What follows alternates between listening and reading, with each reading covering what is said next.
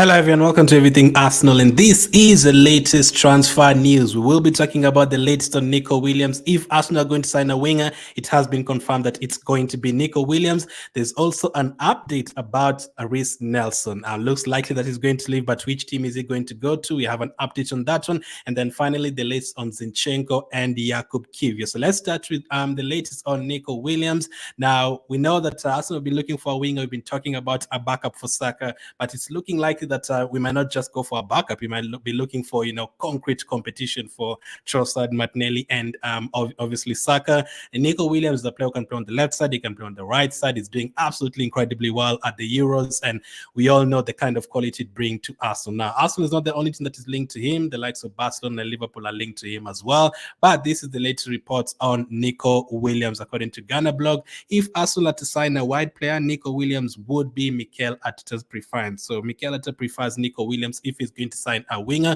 And considering he's going to be playing on the left side most of the times, I'd be surprised if Saka is on the bench. No chance Saka is on the bench. And Nico Williams predominantly plays on the left side. So if Nico Williams ends up being a starter and Saka is the starter on the other side, that means Martinelli and Trossard are coming off the bench.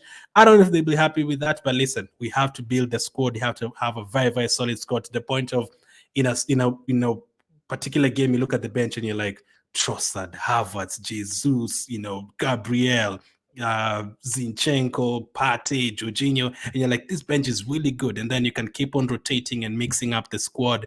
They have players like Ben White and Tomias who can rotate. You have all of those players. Now imagine if you have Nico Williams as part of that as well. Now, Nico Williams is very direct. I love wingers who are very direct. They can get past their fullbacks easily 5 times a game, and they'll give their fullbacks a headache. And when they get to the byline, they can put in a good cross, or they can get to the byline and cut back to their right foot and shoot the ball across the ball. I like wingers who are unpredictable. There's some wingers who know exactly what they're going to do.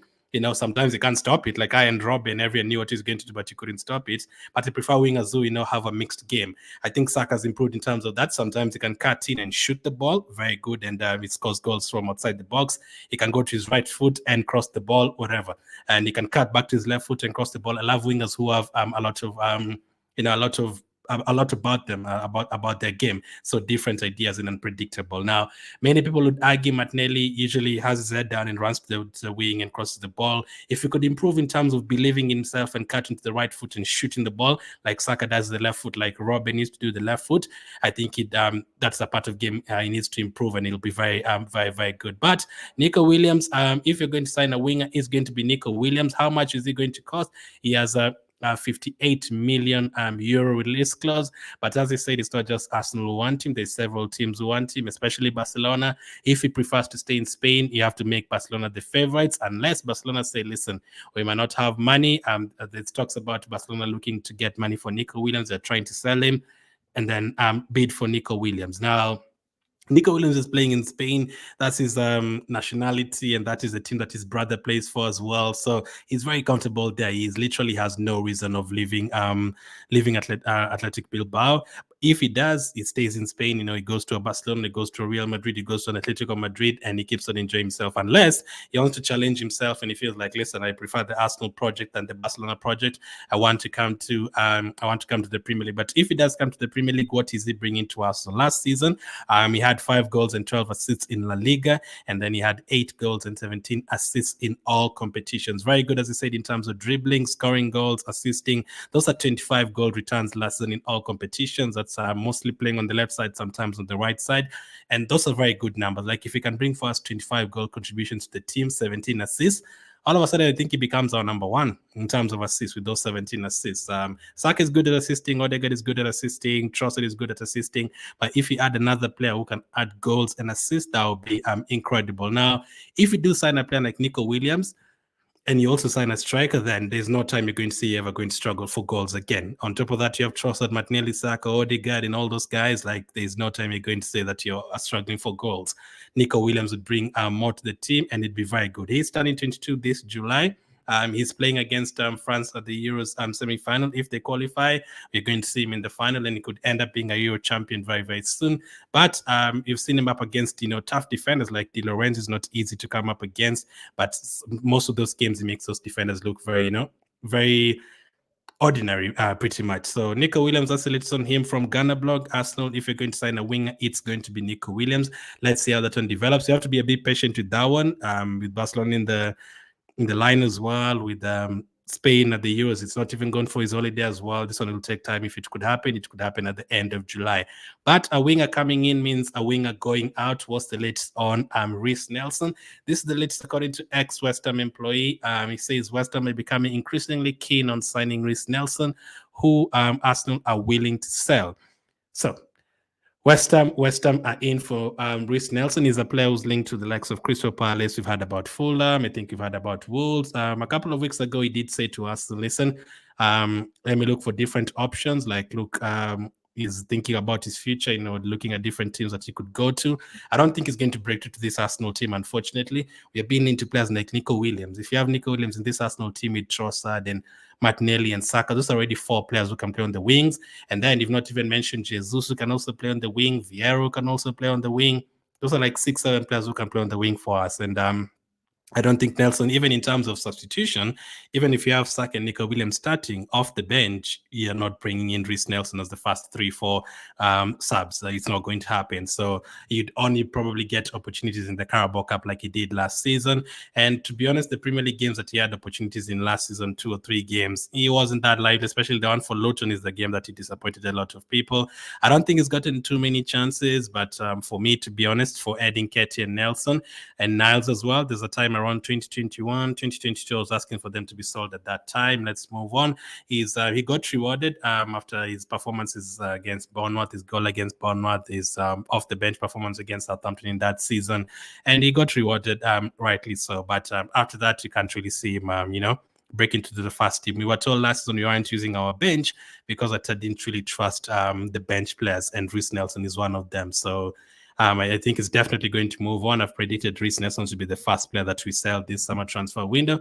Will it be West Ham? If it's West Ham, as always, like they did with Reiss, 50 million plus add-ons, we want it paid in, within 2 months, But on the real though, I think if we can get like 25 million for Reiss Nelson, that would be good business. Let's wait and see. Maybe, do you guys think we should be getting more than 25 million?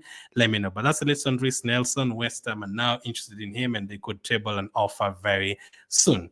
Next up, let's talk about Zinchenko. This is the latest on Zinchenko according to Ghana blog. Alexander Zinchenko has 2 years remaining on his Arsenal contract, but has not yet been offered a new deal, which indicates that the club may be prepared to sell him. So, yeah, in terms of him not being offered a new deal, it seems a bit suspicious and worrying for his Arsenal future, because most of the players that we have, they've been offered new contracts, the likes of Saliba, Odegaard, Gabriel, many of those. You can see Declan Rice and players like that being offered new deals very soon.